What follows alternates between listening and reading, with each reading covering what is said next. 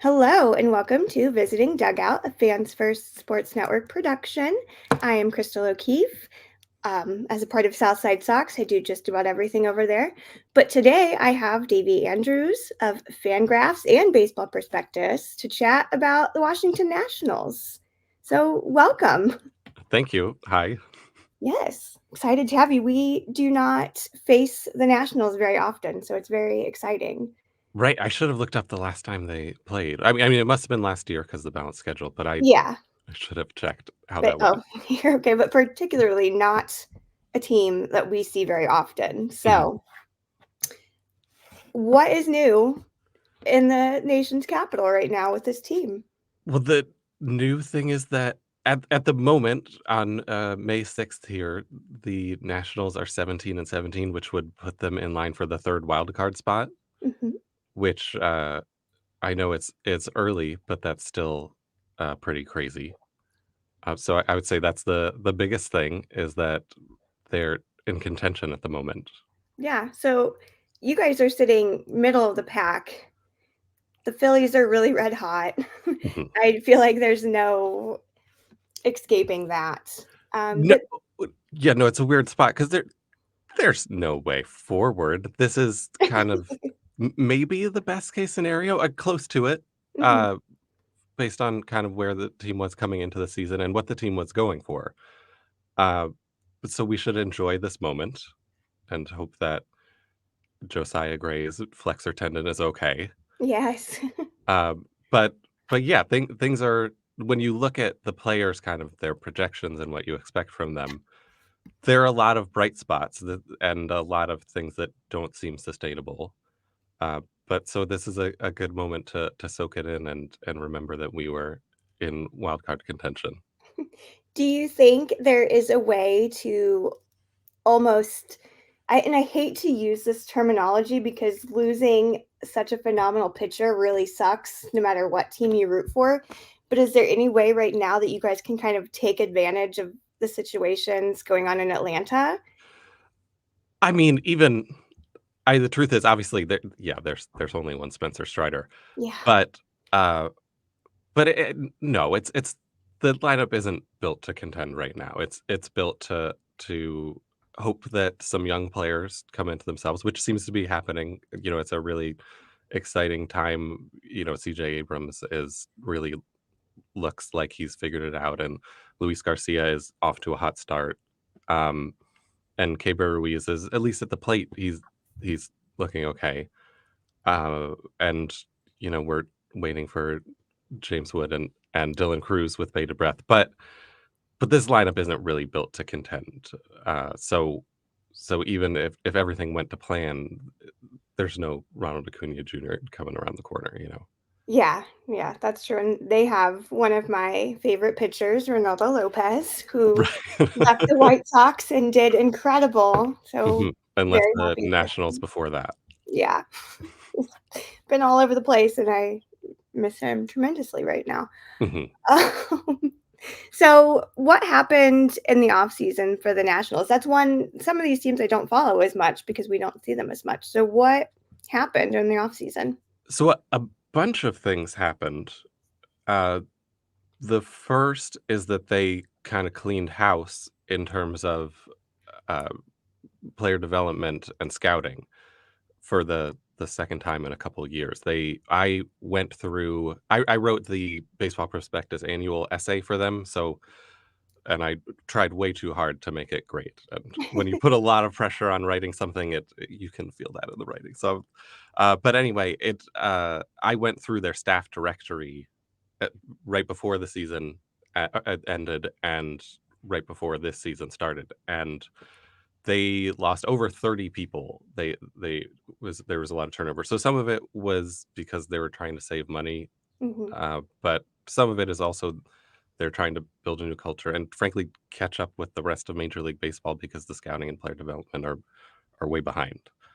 So that was a big thing that happened. The in terms of player acquisition, they kind of stuck with the same plan that they've had for a couple of years now, which is signing decent veterans to 1-year deals in the hope that they'll have a good first half and they can send them away for a lottery ticket at the deadline. And so far, a couple of them are looking like they're contenders for that. They've got several months to go before August rolls around.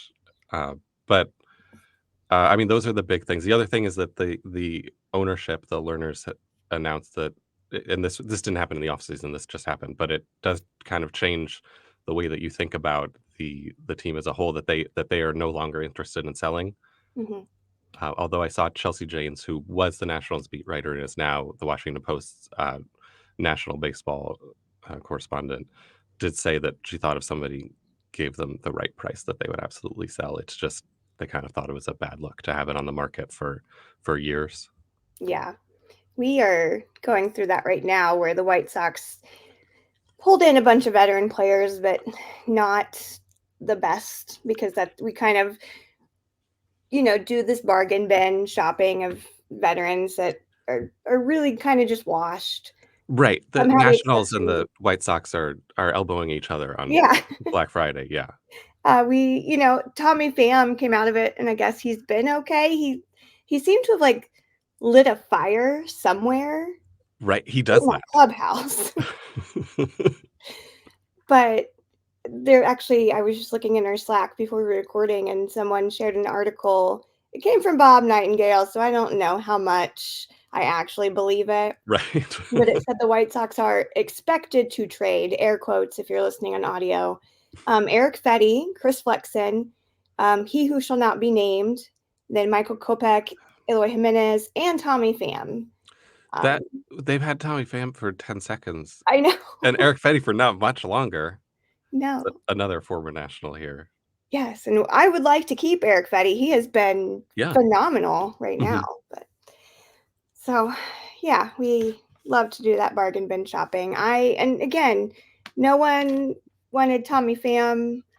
No one wanted the disgraced pitcher. Yeah.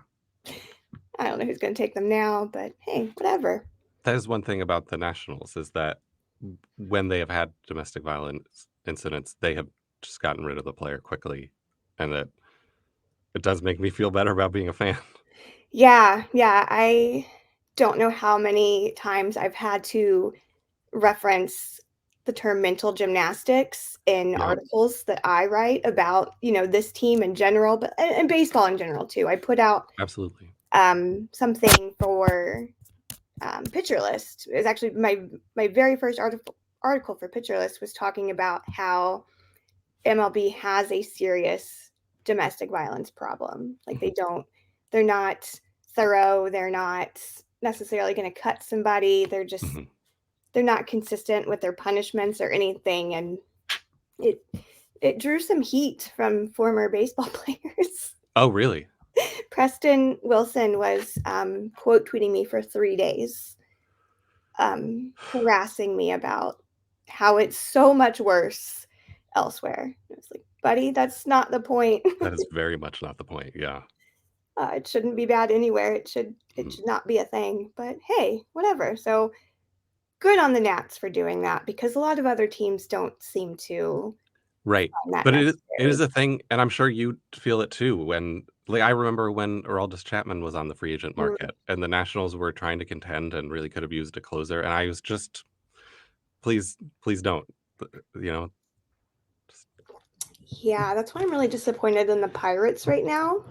yeah. I tend to root for them because I Yeah, am above everything an Andrew McCutcheon fan. and they have so much exciting stuff going on right now. Yeah, they're a fun team. They have this beautiful ballpark, and now they have him. And I'm like, well, want to. Mhm, I don't want to watch your games now. yeah. God forbid he rehabs in Indy because I will go and throw some rotten food at him. Oh, I hate him. Anyway, that tangent. So, how would you grade the off season if you're continuing to just go after these bargain bin vets? Well, so I think when you applied for Pitcher List, so did I, and they had you write a sample article, and the one that I wrote was the prompt was, "Which players would you like to sign in the offseason?"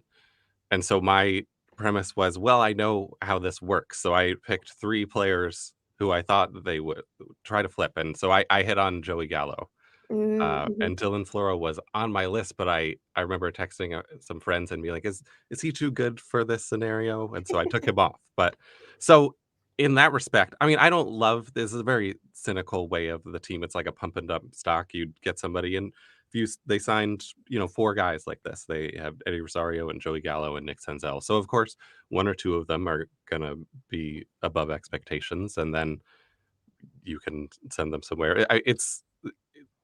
I don't know how often a player like that actually nets someone who ends up helping the team later. I have to imagine not that long because the area that you're shopping in, and especially when they're only getting them for half a season, that's not going to net an impact prospect. It's a lottery ticket, so it helps the big league team a little bit, but it's a very weird way to build a team, and I know the Nationals not alone in that. So as far as executing that plan, sure, they did fine. That's a B plus. But as far as thinking about the future, it's hard to know. It was when they cleaned house in the front office.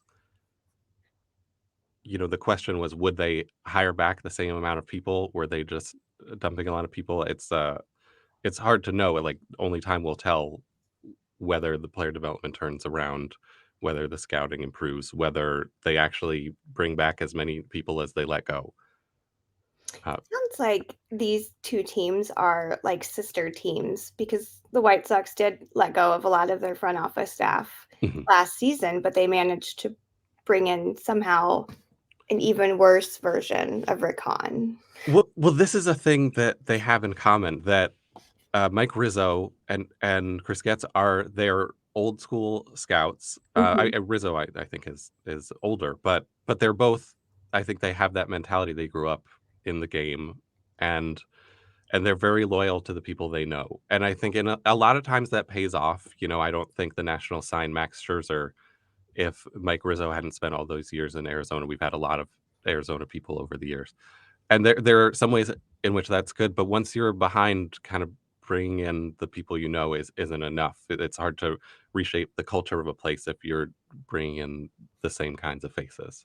Yeah, and I also feel like it's alienating to fans. Like, it's hard to grow the game, and this is a big I mean, this has been a big subject for MLB, but, you've got your blackout restrictions. You make it hard to be a fan of Sure. baseball. It's hard to grow the game when there are so many rules in place, Mhm. but I feel like it's the same with those teams who do kind of do this pump and dump thing.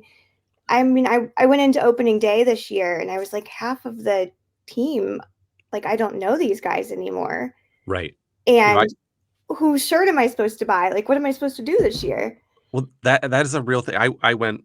I was home. So I live in Brooklyn now, but I grew up in Northern Virginia, and I was home the week before last, and I saw them play the Dodgers, and there was just I saw two jerseys of current Nats the whole time, and I was keeping an eye out for that. There was an Abrams and a Ruiz, and then a whole lot of Ryan Zimmermans and Anthony Oh, Rendones and Bryce Harpers, and way more Mookie Betts than any Nationals. yeah. But yeah, but it's hard to be excited about it, when there are new faces and you're kind of always hoping, well, maybe this is the next guy who's going to be great. Yeah, it's frustrating for sure. I ended up Mhm. buying a discounted Liam Hendricks shirt Oh, that's a good one. because at least I love him. He can't do wrong in my eyes. He has yet to do wrong. Yeah. Yeah, it's funny you said I last time I was at Nats Park, it was a bobblehead day, and it was a Mhm. Ryan Zimmerman bobblehead, which was Oh, fun. yeah. And that was the year that the Caps won the Stanley Cup. Oh, yes. So the game they were playing the Giants. I remember that Andrew McCutcheon was on the Giants at the time, so this has been a while. Um, and they brought out the Stanley Cup, and there were players at the game. They kept like panning Yeah. to the suite they were in with the cup and everything. And I was like, well, this is pretty sweet. I have Andrew McCutcheon. I have the Stanley Cup. Like, this is not like a game I'm used to. I mean, Mhm. again, like a Chicago fan, so I'm used to the Blackhawks Right. winning all the time. But that was a new one for me to actually be at a game where they're all at. And I was like, oh my gosh, you Yes, that really was a are right very there. lovey-dovey time in DC. Yeah, it was fun. We were there actually just for a work thing, Mhm. and we weren't thinking about how the Stanley Cup playoffs are going on and how the Caps were up in the series. And we were like, well, let's go out to like a bar and let's see if we can watch some of this game in our downtime. And my friend who lived there at the time, she was like, oh, let's go. She didn't know anything about hockey. She was like, let's go through like the downtown area. And it's all set up with like these screens outside, and there are Right. just thousands upon thousands of people just sitting outside. We couldn't get into a single bar. They had these cool like um like hockey like boots, basically like the skates for Oh, yeah. cups for beer, and I was like, I want one of those, but we couldn't get near that bar, so we ended up walking 2 miles away, staying for the first 2 innings, and then we went back to the hotel, and by the time we get back to the hotel, it had erupted. It was so loud outside because they had just won the cup, and then I was at the game like the next day. So that was a whirlwind trip to DC. But lots of fun as a hockey person too. That was the year that I tried to watch hockey. Mm, I really tried. I gave up on hockey for a little bit after all of the stuff Yeah. came out with the Blackhawks that really pushed me away. Yeah. Obviously, I write articles about these things all the time. Mhm. So that pushed me away, but I'm starting to dip my toes back into that because all of those people are gone now, and I feel like maybe I can watch this team again. Mhm. Fingers crossed. But anyway, enough about hockey. You mentioned, when we started about you guys have a wild card spot right now if the season would end now. So do you Mhm. feel confident about even keeping that spot? Well, no. Um, for if we're being blunt, I think they're so alright, so I'm now dipping into the notes here. Okay, so by, by expected stats, xwOBA and xwOBACON, which is, expected wOBA on contact, basically by how hard, the other team is hitting the ball, the Nats should be the 3rd worst team in baseball. They have the 2nd highest hard hit rate, the 3rd highest sweet spot rate, the highest line drive rate.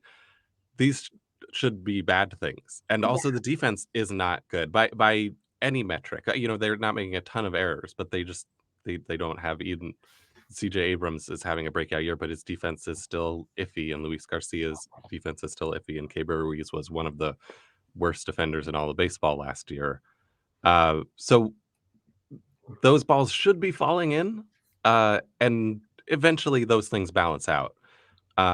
It's funny. I looked at the Nationals are allowing a lot more ground balls than they did last year, which is a great thing. But then you look at the numbers and they're throwing way more four seamers than they did last year, which doesn't really compute. Four seamers lead to home runs, and so they have their I, none of their fly balls are going for home runs yet. They have allowed 22 homers, which is second only to the Mets with 20. So things are gonna balance out. They're getting lucky so far. Um, it's a lot of fun to watch right now, um, but it's hard to nobody can walk that tightrope all year. It's just things don't work that way. Uh, Yeah. so I it's exciting, but it's also they have had one of the easier schedules in baseball. They've only played 12 games against teams that are above 500, and the MLB average is 17. So uh, things are going to balance out and the schedule is going to get harder. They're before they get to the White Sox. I'm talking to you just after the Toronto series ended. So they have 2 games against the Orioles and then 3 against the Red Sox. So Mm, those are better, tougher teams than they have faced generally speaking. So they could be a little beat up by the time they get to Chicago. yeah, that's fair. I know Chicago, we've got the Guardians who are in first. And then there's also the Rays right before them, and we swept the Rays last time. Hmm. Do I feel like that's going to happen again? Absolutely not. Right. It is very hard to know what to expect out of the race right now. Yeah, those Florida teams, the Marlins are somehow even worse, but Right. That's the real bright spot for the Nationals. It's looking like last place is taken. it is. Yeah, it's funny. I was going through, I was, doing my research, and I was like, who's on the Nats these days? And I'm like going through, and I Me was like, too. oh, that's okay, that guy. I got super excited though I didn't realize Trevor Williams was there, and I love Oh, him. do you? I do. Well, he's doing great right now, um, and I am not sure why, other than he's running a very high ground ball rate, which I can't really figure out. I was looking at his pitch mix, and I don't know why. It's so we can enjoy it for right now. Yeah. They have, I think the Nationals pitchers have, I think, the 3rd best FIP in baseball just because they haven't given up any home runs. Yeah. Um, Hey, take advantage of that. right. So Time being. as long as you can never give up a home run, hey, you're gonna do great. I think he's just really funny. I've followed him on Twitter since his days on the Pirates. Oh, you know what? You're right. I do remember writing an article about him and discovering that his Twitter page was very weird and He's enjoyable. I had forgotten hilarious. about that. I Yes. totally forgot about that. Yeah, the Nationals, they have a lot of likable players, Mhm. CJ Abrams is so exciting, and Josiah Gray just seems like I don't think there's anyone in DC who isn't rooting for him. My wife doesn't follow baseball at all, but she just sees him and just has the sense that he is just a nice young man, you know? Like, he just seems like a good guy, Yeah. and he's trying so hard. He added a cutter at the beginning of last year, and then he in mid-season, he added a sinker and a gyro slide or a sweeper, and it's just, he really seems to be giving it his all, and I don't know if it'll work out, but he's one of those people you can't help but root for. Like, he is doing so much.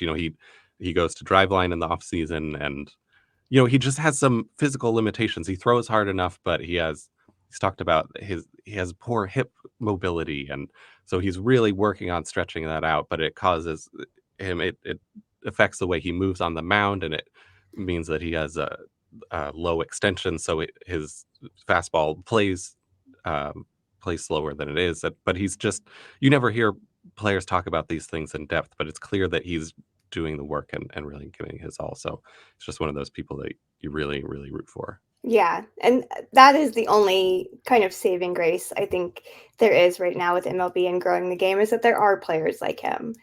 Right. You've got your Josiahs, you've got your Andrew McCutcheons, you've got these really fun, great guys playing in this league. So I think Mhm. that's the one thing that hopefully grows this a little more.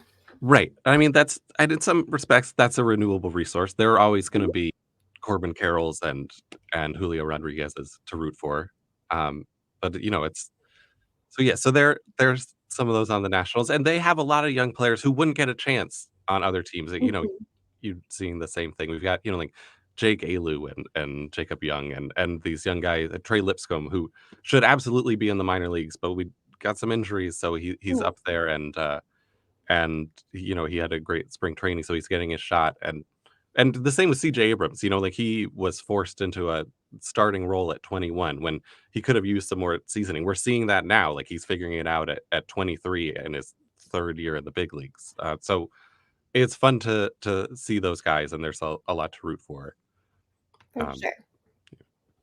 I love it. All right, we're going to take a very quick break and then we will break down this series. This is where we are awkward if people are watching on YouTube. Uh, not very many people, thankfully. oh, I did not realize this would be on YouTube. Not very many people watch it. You're good. I might have organized the closet a little bit.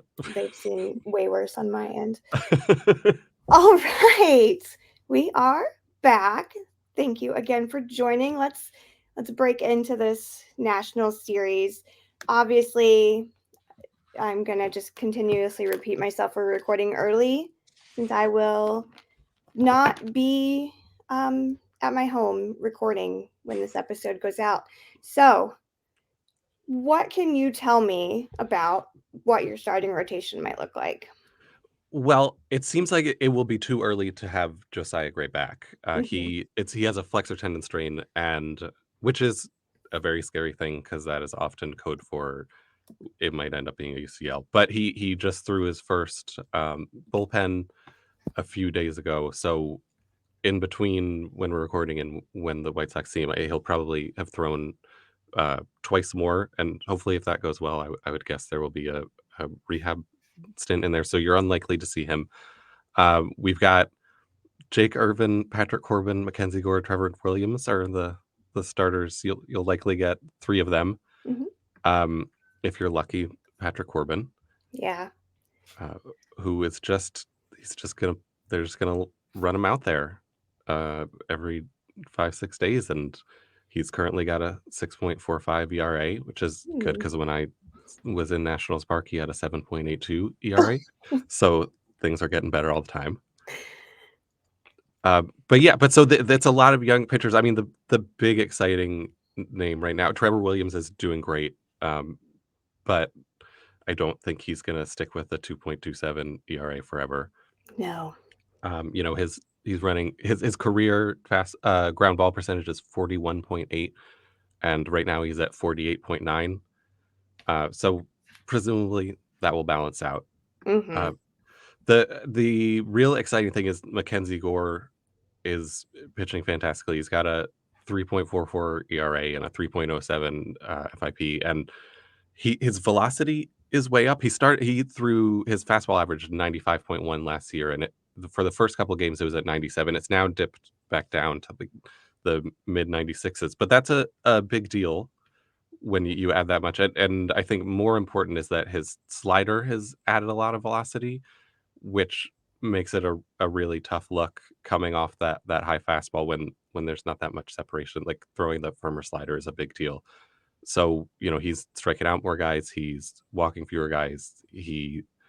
Uh Things are really exciting. Right now he's striking out 11, a little over 11 batters per 9 innings. So that that's pretty good. So you don't want to face Trevor Williams, but Fair.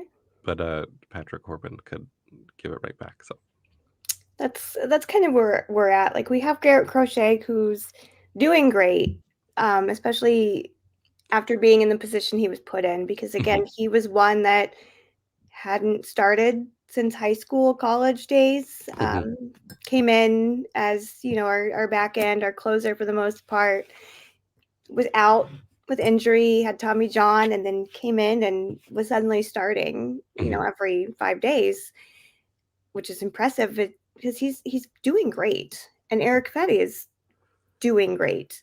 And then we kind of go into, well, then we've got some other guys That's that, a good way to describe these teams. yeah, We've got some other guys. got some dudes that, sometimes throw the ball. Like Soroka is so inconsistent. Mhm, Um, then we have like Jonathan Cannon who came up from, AAA ball very recently, and Nick Destrini who's back down but was decent. That one didn't make any sense. But yeah, it's a bunch of guys that are inconsistent or incredibly young. mhm. And I mean Garrett Crochet is really young too, but it's just kind of a mess right now. Losing all of our pitchers. Um, Yeah, that's not Last generally a recipe for yeah, success. You prefer to have one. like I mean, I knew that Dylan Cease was not going to stay. I knew Right. that in my bones that he was going to be gone, but that didn't make it hurt any less. So, and they got rid of Lucas and Raylo at the exact same time, and which is Mhm. weird because they have always Yeah. traveled in pairs. Yes, they have.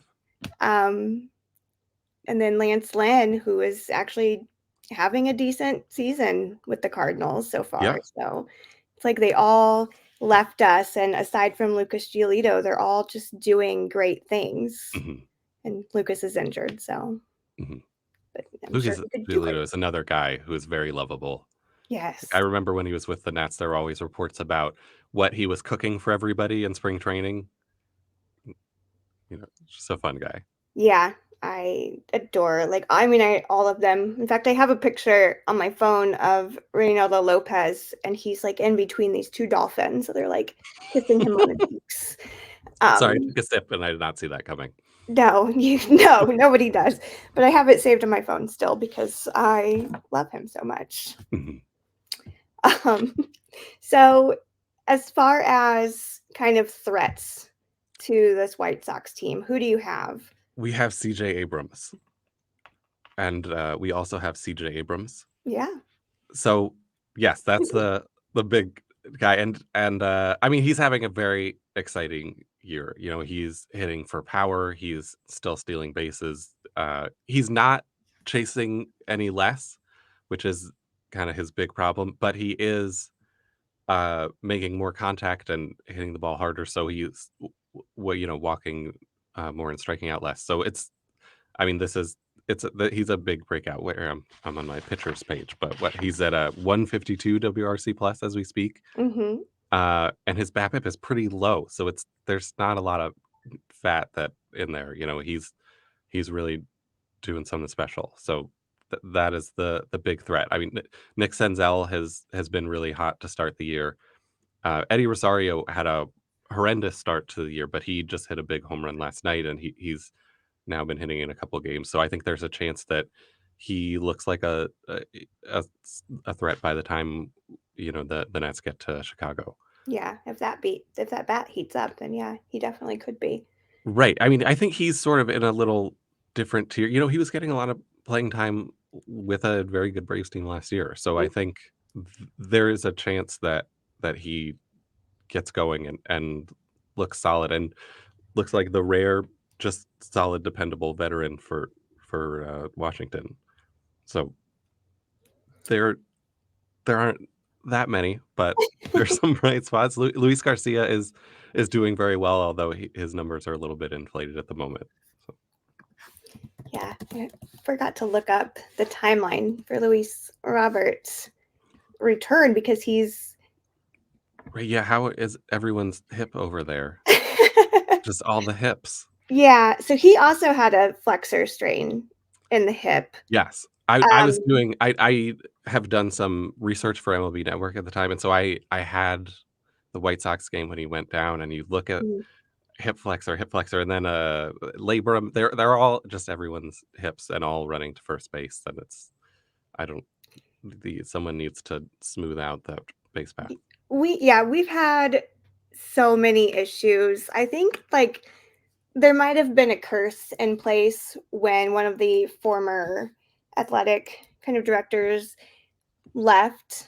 I think he When in cursed. doubt, yeah. Yeah, he cursed. So, Herb, if you're out there, please reverse this curse because everyone for the last few years since he's been gone, they've consistently had trouble just getting to first base. Mhm. I saw almost everyone at one point go down.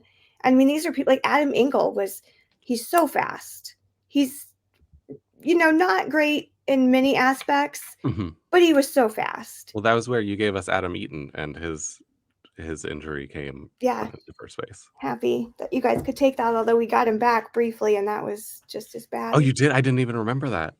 Yeah, he was briefly back and Mhm. took over Adam Engel's spot, and I was like, "You are the wrong Adam E. Please put the other one back.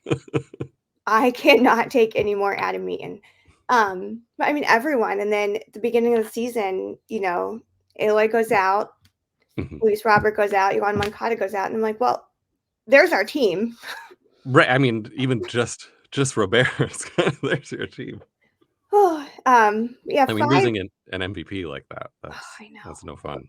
So 5 days ago, it was reported that he is at 80% running and Oh, comeback, and he was taking batting practice at least. mhm. They will absolutely rush him back. That is the White Sox way. Really? It it is, unfortunately. I don't know. They just love to rush their star players that go down with like pretty bad injuries, Mhm. so that they can come out, you know, and ruin their career at some point. That's just Sure. kind of what they do. Mhm. So I don't know. He could be back by this series, but Mhm. The one person that so I haven't said Victor Robles' name at all yet, but mhm, he's a very interesting guy. He was our big prospect who got injured, so we called up Juan Soto as a backup. yeah, Uh, but his career's never quite panned out. He's never, he's always struck out too much and not hit for enough power. But he's always been a great center fielder, and it was just in the brief moments where he's hit well enough, he's been a great player. But so this is his contract year. mhm, Uh, and he was hurt for most of last year. In a small sample, he looked like he finally figured out some plate discipline, but it was a very short time, and so you're kind of wondering all year, was it going to stick? And so he hurt himself in the first game this season, so he's now come back, and I think he's had 5 plate appearances, but 3 of them have been walks. So I would I would really love to see Victor Robles have a solid season and get a contract somewhere, but I really don't know what to expect. You know, that he and Michael A. Taylor kind of came up around the same time. Taylor was a little earlier, and Taylor had very much the same profile. He had a lot of power, but he just struck out so much, and he's been able to make that work generally with like a 90-95 WRC plus and great defense, and in center field you'll take that any day. And so he was starting for the Royals, and then he was a backup for the Twins, and oh shoot, where did he end up? I can't remember. I'm totally blanking on where he is this year, but Yeah, I don't know. But so Robles, I would love for him to kind of have that career, but he'll need to be healthy. You know, there's not that much in front of. We've had Jacob Young starting in center field, and then when Lane Thomas went down with an MCL injury, the outfield situation is a little dicey. So there's room for him, and I would love to see him kind of put things together even a little bit, in his contract year. Yeah, the White Sox have a ton of people up this year. Like it's both Eloy and Yoan Moncada's contract years. Mm-hmm. We have Luis Robert for 1 more year. We have Andrew Benintendi forever. Yeah, I mean, there are a lot. Kopech is up this year. There are a ton of contracts ending this year, which is a little worrisome. But we got 2 years of Patrick Corbin, so yeah, we got him for 5 years, Andrew Benintendi, and he's finally just recently actually hit home runs. He was kind of, a lot of people were just, and I feel like it was really accurate. Like he's getting paid through 2027. He got $75 million, the biggest contract in White Sox history, which is so humiliating to even think about. And I feel like he's just very much like, I'm going to get paid if I'm good or if I'm bad. So, well, sure. It's not, I don't agree with people who fault the player. It's hard for me to imagine someone who doesn't believe in themselves enough to take a big contract and say, sure, I'm going to try to earn this, but it might be it's like the Chris Bryant situation of let's just go out to Colorado and die. Yeah, it's very disappointing. Chris Bryant was a very fun player to watch. There was one time my sister lived in Chicago for a while, and my brother-in-law is from there. And so there was once, somehow they were in like front row seats at Wrigley Field. This was many years ago. And so they were just they weren't right behind the plate. They were off to the third base side. So the only time that you would see them, even though they were in the front row, is when a Cub would strike out and the camera would follow the player as he walked with his head down toward the dugout. Right. So I told them, I was like, I was like snapping pictures of the TV screen. And I was like, you need to stop looking sad when a Cub strikes out. You need to look happy, and then I'll have a picture of you on TV. So I have this series of pictures of and so I waited till Chris Bryant, obviously, because he's he hits home runs and he strikes out. That's his thing. And so I have this series of pictures of Chris Bryant looking sad in the foreground, and in the background, my sister and brother-in-law like, yay! My daughter has recently started referring that to the Walk of Shame. That's what it is. She's 11. So she heard that phrase somewhere. Yeah. I don't know where she picked this terminology up, but we were just at a minor league game watching a bunch of players. We were watching Paul Skeens, who is going to be huge, and then Yasmani Gondal and Alex Manoah were both rehabbing. Yeah, Manoah just made his first start yesterday. Yeah. So I was like, oh, I'm going to go see Yaz for sure. But she's watching these. She's like sort of interested in baseball. She does better when it's like a low stakes minor league game because you're freer there. Oh, yeah. But yeah, she's watching these players either just not make it to first, they get tagged out before they get to first, or they strike out. And she's just watching them because we are sitting right by the home team dugout. So she's watching all these players come back to their dugout. And she was like, man, it's the walk of shame. And I was like, where did Yes, you hear that terminology? that's what it is forever. But you're not wrong. Where did that come from? Um, so, I love it. That's what I'm going to refer to it from now on as. Mhm. So, with this team, is the whole CJ Abrams being amazing, is that kind of the keys to win this series, or is there something else to it for them to take it? Well, I think continuing to limit home runs is the real big thing for the Nationals. The defense is not great depending on your preferred metric.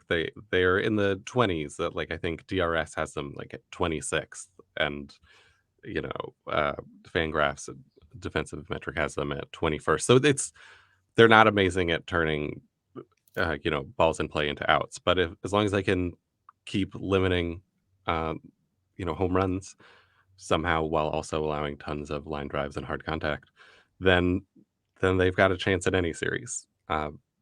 But yes, I mean it's hard to know. They exploded for a bunch of runs yesterday, so it's possible for them to put things together. But yeah, I mean I think Abrams getting on, if Lane Thomas comes back, the two of them are stealing a lot of bases, and all of a sudden it's a very stressful if you have to worry about CJ Abrams on the bases and Lane Thomas on the bases.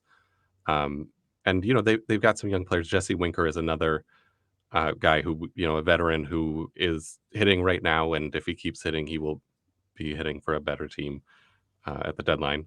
But there are some people who are putting it together right now. It's hard to know how long it will last, but it's not impossible for the Nationals to score runs. Is what I should say. Yeah. So on that opposite end, what kind of fears do you have with this series?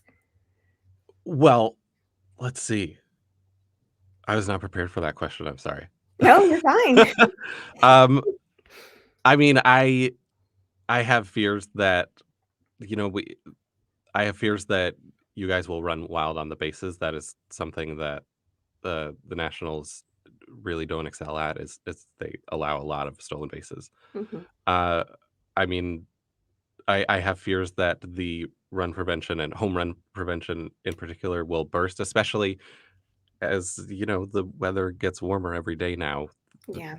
the ball is going to start flying, and I don't know that they're going to be able to keep ground balls together forever. I also worry about, there are a lot of players injured. Lane Thomas went down, so Joey Gallo went to play in the outfield, and then he had a shoulder injury, and Victor Robles is coming back from a back thing, and Dylan Cruz has a back thing in the minors. So injuries are the big thing. But I think right now they're sort of playing with house money. So it's they have 12 comeback wins, which is the most in baseball. So I think that does engender a lot of belief in the clubhouse that when you've come back a lot, you sort of feel like you're never out of a game, and I think that mentality can change things. So as long as they're playing decently, it seems like they believe in themselves. And Davy Martinez is, like, people like him. He's been there. They finished in last place 4 years in a row, and he just got a contract extension. And he still seems very much to have the ear of the team, and there are a lot of young players who seem to look up to him. So there are good things. But yeah, so right now I would like to keep our future safe is the big thing. I worry about injuries, and I worry about the uh, home run magic exploding. Yeah. Well, the nice thing about the White Sox is they either keep it extremely, extremely close with minimal runs for both teams, and then they end up just getting destroyed in the ninth. Um, or they put out, Kopech in the eighth for some reason, and then put somebody else out in the ninth who shouldn't be out there, and they, get taken advantage of. Or you completely blow the White Sox out. Those are really the only two options. I mean, this Mhm. team, as we are recording, only have 8 wins. So you have that to look forward to. I I imagine they are, you know. I think they've got a tough 5 games ahead, and so I imagine it's hard to know MLB teams. I don't know how much they circle, well, these guys don't look so tough. But I imagine both teams are kind of doing that at the moment. So Yeah. We can move away from this series since both of our teams are a little sad right now. wild card position Washington Nationals should be the. Yes. We're gonna just continue saying that until You need to say it while you can. yes, exactly. Because the White Sox will not be close to a wild card. That'll probably be the Tigers this year, but Mhm. good for them. Good for the Tigers. Mhm. Yeah, they're an exciting team, They and are. they have an exciting play-by-play guy. So sorry. It's okay. It's okay. No, we've had so much just White Sox Twitter and radio adjacent drama Mhm. about this. And somebody said, made a really good point the other day. It's like, you don't hate John Schifrin, the new guy. You don't hate him. You Mhm. just miss Jason Benetti. Right. And you need to just give this guy a break. Right. I mean, it's hard in DC where I believe I could be wrong, but I believe this is Bob Carpenter's last year. And I personally love him. They haven't really figured it out with the color commentators. There have been a lot, and some good and some less good. But Carpenter has kind of been a staple for most of the Nationals' time in DC. So that will be very sad too, and it'll be harder to watch because that's the voice of the Nationals. Yeah, my husband actually this will come out Mother's Day. I don't know if she listens to this anyway, but for Mother's Day, My parents definitely won't. So. I, he got his mom an MLB TV subscription Oh. just so that she can listen to Jason Benetti because Oh, that is nice. she doesn't get Tigers games, Mhm, in her area, and she just loves Jason and mhm, misses him so very much. So now she can listen to Jason as often as she wants, and she's disappointed with this White Sox team anyway, so mhm. might as well. But yeah, there's just been all this drama with this poor play-by-play guy, and he mispronounced a name of a previous owner, Oh, really?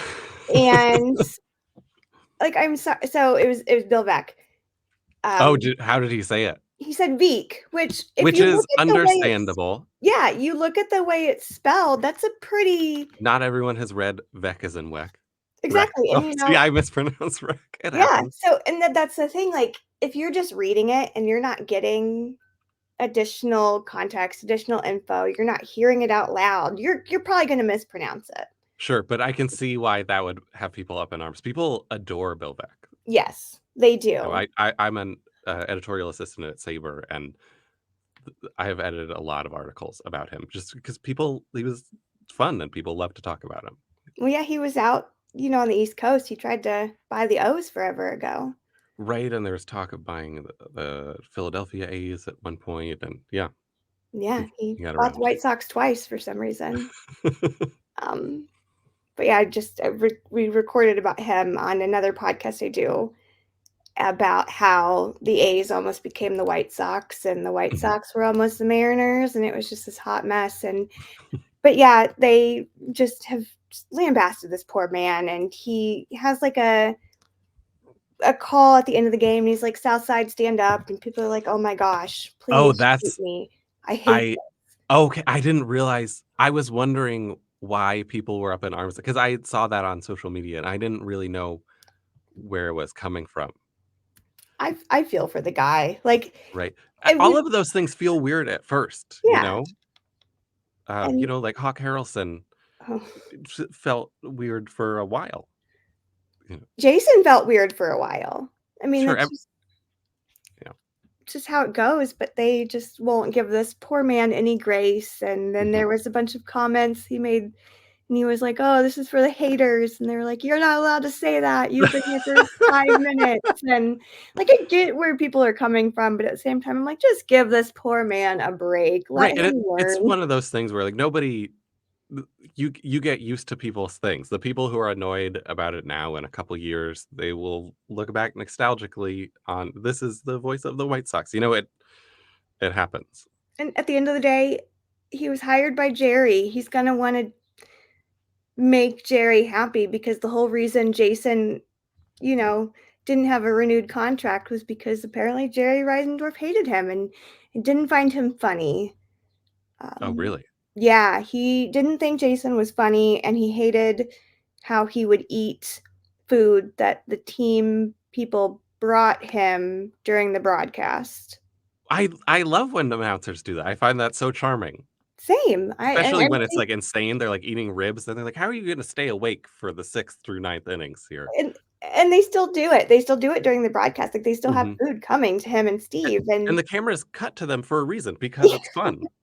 it's like Steve just kindly holding up this plate like, "I'm not gonna eat this, but someone will."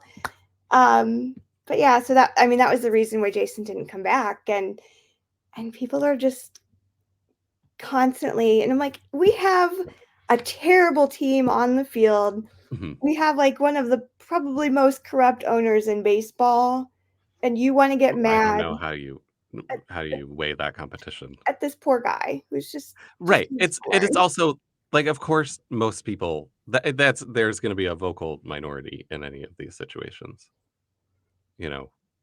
I'm sure most people are fine with it, and even if there are things that annoy you, you get used to it. You're learning a new person's ticks and seeing the game through their eyes. You know, I grew up an Orioles fan because the Nationals didn't exist yet. I mean, Yeah. I'm still an Orioles fan, but so like, to me, baseball sounds like John Miller, and I still will go to Giants games and click over to, is he on radio or TV right now? Because that's just, what I hear when I think of baseball. So, all of those things, they take time.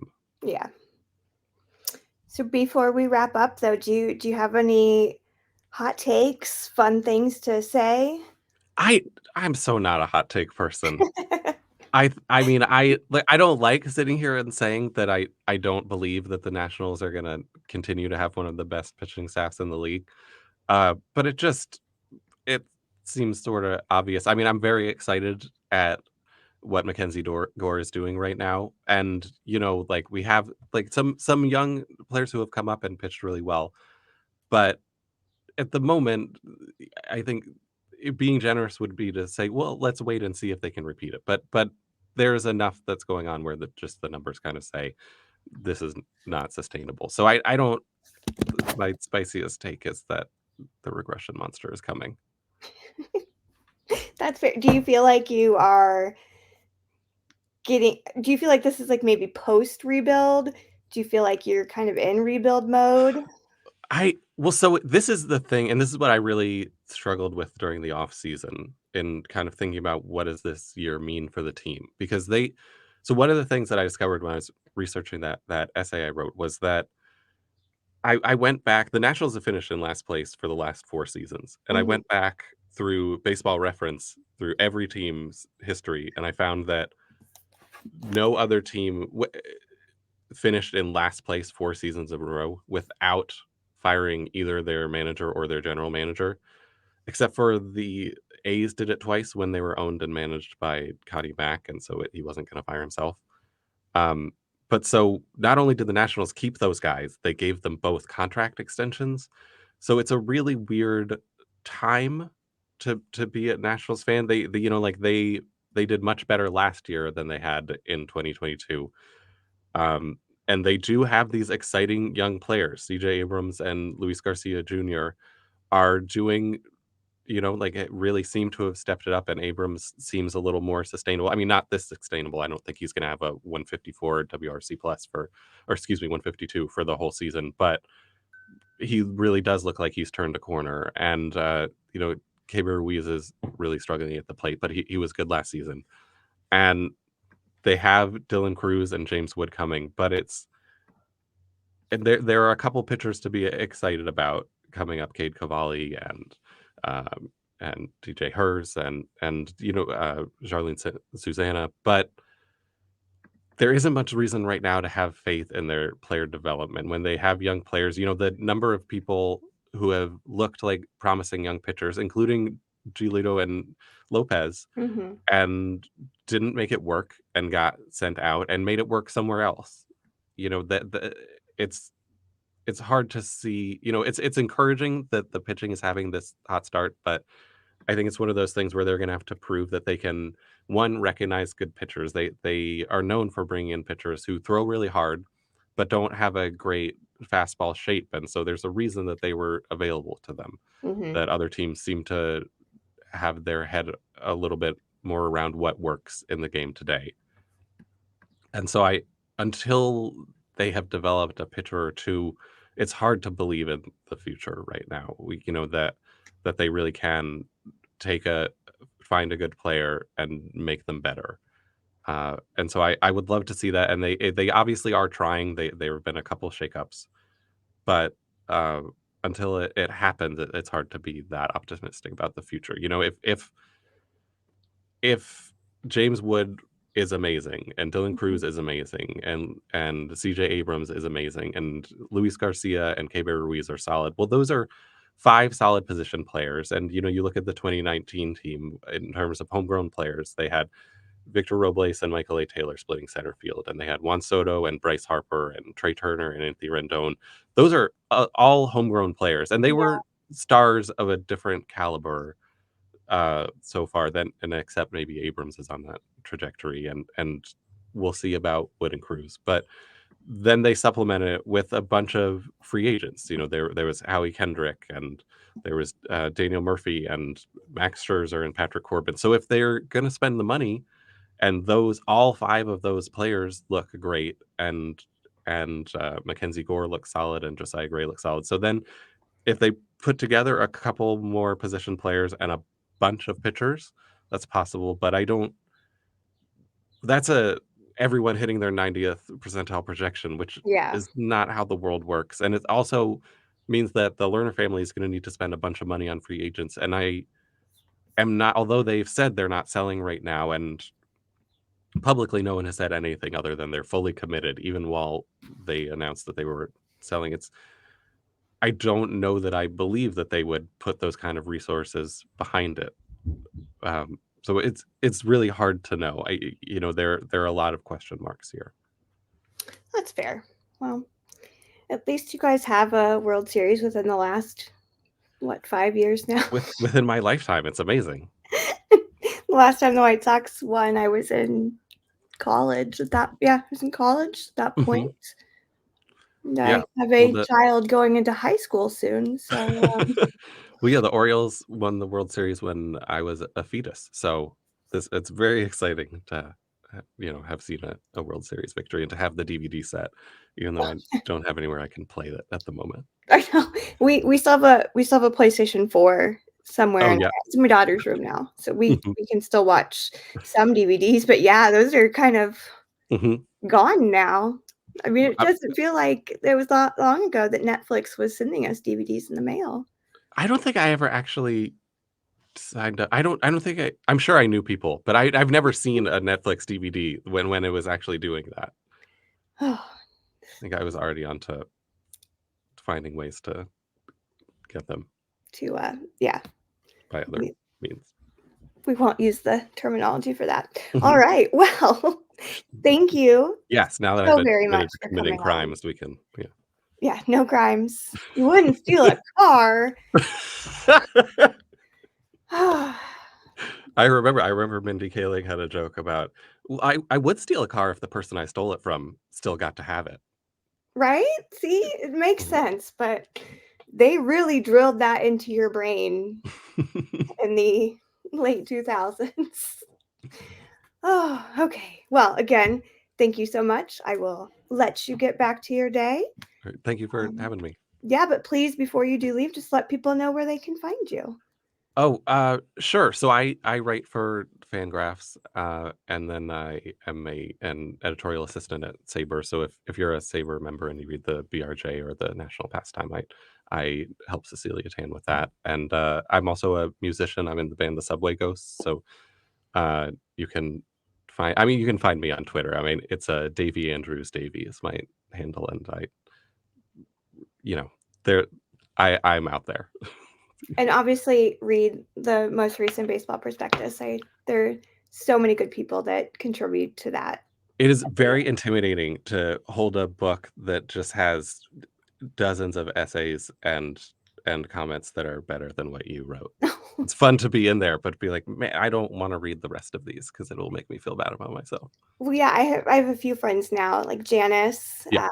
and then Shakia. She did one for the Guardians, and I'm just like, you guys are all like so talented. I'm always so proud of my friends. Like I order it every year because I'm just so proud of my friends.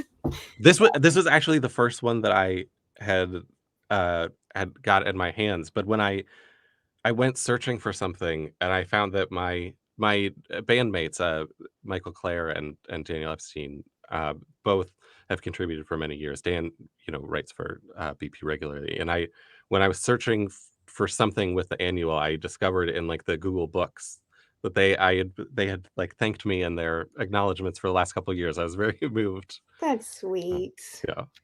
All right. Well, be sure to follow him along. You are a wonderful follow. And like I said, read those essays. They're always so good. And best of luck in the series. Same to you. All Thank right, you. and have a great vacation. Yes, thank you so very much. All right, bye, Crystal.